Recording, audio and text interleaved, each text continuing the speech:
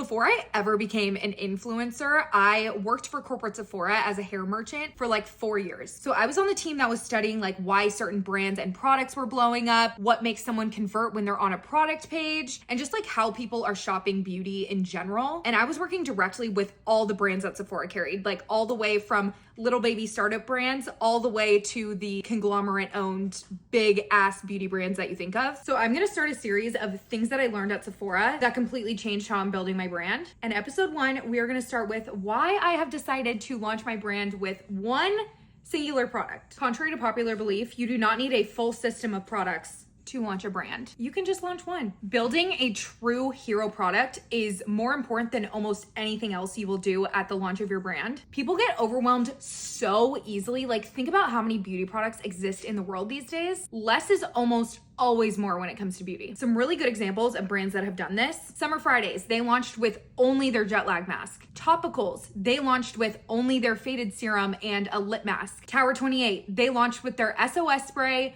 a lip jelly, and like a highlight balm or something. So we're talking between 1 and 3 products at their launch. Guess what all of those brands have in common? One of those products that I listed is still one of their hero products to this day, years after they have launched. Jet lag mask, faded serum, SOS spray. Those are some core products that you think of immediately when you think of those brands. A tiny assortment is not a weakness, it is a strategy. This whole idea of launching like a full routine is so outdated. Like, we are so past the days of like the Clinique 3-step system. Like, it's actually insane. Consumers mix and match everything. Everything in my hair routine, everything in my skincare routine, everything in my makeup routine. Each step is all from a different brand for the most part. So if you can get one holy grail product into their routine, you win. Also, the brand story hits so much harder when you just have less to tell. When a brand is completely new, 90% of your job is storytelling because no one knows who the fuck you are. You need to tell them why you exist, why you're different, who you're for. And if you're trying to do that on top of explain why they need these 6, 7, 8 products, like, just no.